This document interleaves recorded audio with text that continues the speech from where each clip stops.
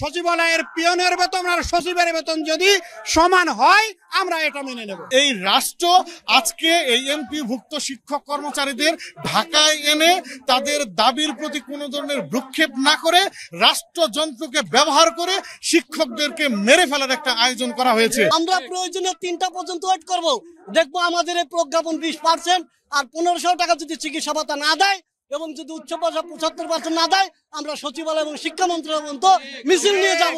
Injustice we don't like that at all because all of we should remember আমার বাংলায় বলছি 5% কে আমরা ঘৃণা করে প্রত্যাখ্যান করলাম।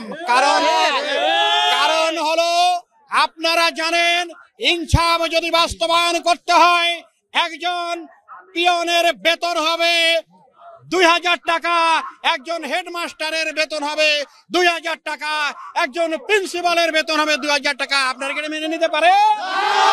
আমরা 5% মেনে নেব।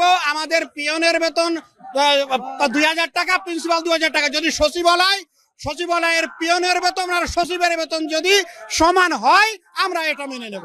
সহজ কথা, ইনসাফ যদি শিক্ষকদের মধ্যে করতে হয় তাহলে পিয়নের বাড়ি ভাড়া সচিবের বাড়ি ভাড়া একই হতে হবে। যদি এমপি ভুক্তদের পিয়নের বাড়ি ভাড়া এবং প্রিন্সিপালের বাড়ি ভাড়া এক হয়।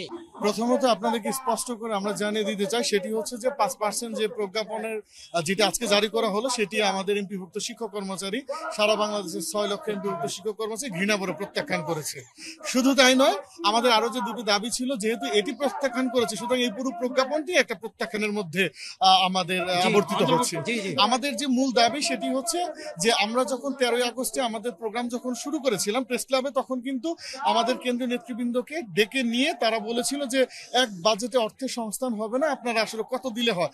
তখন কিন্তু এই শিক্ষা মন্ত্রণালয় শিক্ষা উপদেষ্টা মেনে নিয়েছিলেন যে আমরা 20% বাড়ি ভাড়া আপনাদেরকে দেব, কিন্তু এক অদৃশ্য কলকাঠির মাধ্যমে কিন্তু আমাদের শিক্ষকদের সঙ্গে প্রতারণা করা হয়েছে এবং সেই পরিপ্রেক্ষিতে কিন্তু আজকে গত 8 দিন যাবৎ এই কেন্দ্রীয় শহীদ মিনার এবং প্রেস ক্লাবে সহ এই শিক্ষকরা সারা বাংলাদেশের হাজার হাজার শিক্ষক কর্মচারী যারা এখানে প্রেস ক্লাবে অনাহারে অর্ধাহারে তপ্ত রোদের মধ্যে তারা কিন্তু জীবনযাত্রা অতিবাহিত করছে। ইতিমধ্যেই আমাদের একজন শিক্ষক আন্দোলনরত শিক্ষক মারা গিয়েছে। আমাদের অসংখ্য শিক্ষক এই ঢাকা মেডিকেল সহ আশেপাশের মেডিকেল গুলোতে তারা অসুস্থ অবস্থায় তারা কিন্তু অ্যাডমিটেড কিন্তু হয়েছেন।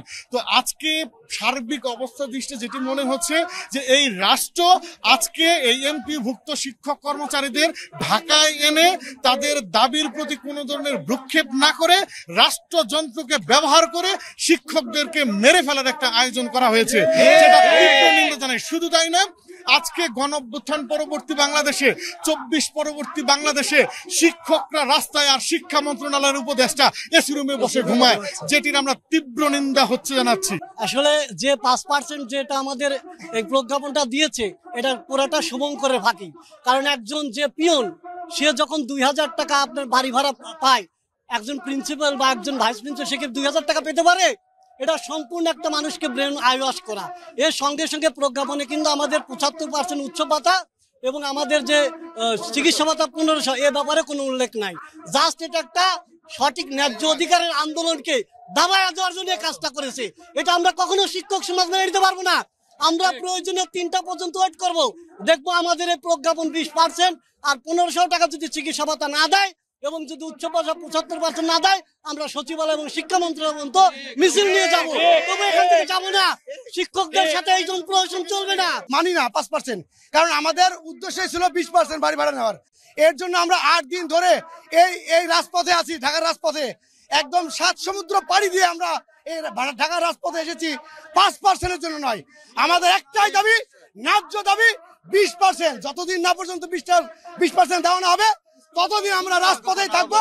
প্রজ্ঞাপন না দিলে আমরা বাড়ি ফিরে যাব না। সরকারের প্রতি সম্মান রেখে বলছি যে আমাদের পে স্কেল দেওয়ার কথা চলছে, এখানে আমাদেরকে 5% দিয়ে প্রজ্ঞাপন দিয়ে শুভঙ্করের ফাঁকি আমাদেরকে দেখানো হচ্ছে। কারণ আজকে যদি 5% দিয়ে প্রজ্ঞাপন বাস্তবায়িত হয় তাহলে সামনে জানুয়ারি মাসে যদি পে স্কেল দেয় তাহলে সেই পে স্কেলের 5% হলে ন্যূনতম 2000 টাকা এই বরাদ্দ থাকবে। আগামী 20 বছরেও আমাদের এই 2000 টাকার উপরে এই পার্সেন্টেজ আকারেও বাড়ি ভাড়া হবে না বলে আমরা এই 5%কে আজকে এখান থেকে প্রত্যাখ্যান করছি। আমাদের শিক্ষকদের সাথে এই 500 টাকা বাড়ানো মানে এটা একদম বৈষম্য এবং প্রহসনমূলক।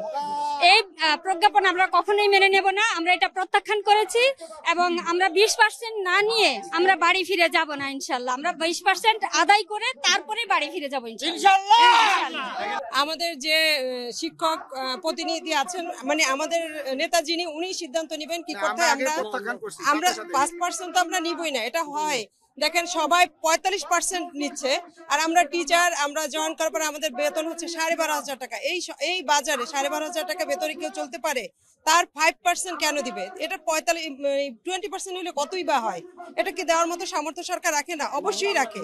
এবং তাদের বিবেচনা করা উচিত এই বেতনে একটা পরিবার চলতে পারে কিনা। একটা ছেলে বা মেয়ে অনার্স পাস করি তারপর সে টিচার হয়, নিবন্ধন দিয়ে সে টিচার হয়, তাহলে সে একটা পরিবেশে চলার মতো তার এই টাকা দিয়ে চলতে পারে কিনা সেটা একটু বিবেচনা করা দরকার।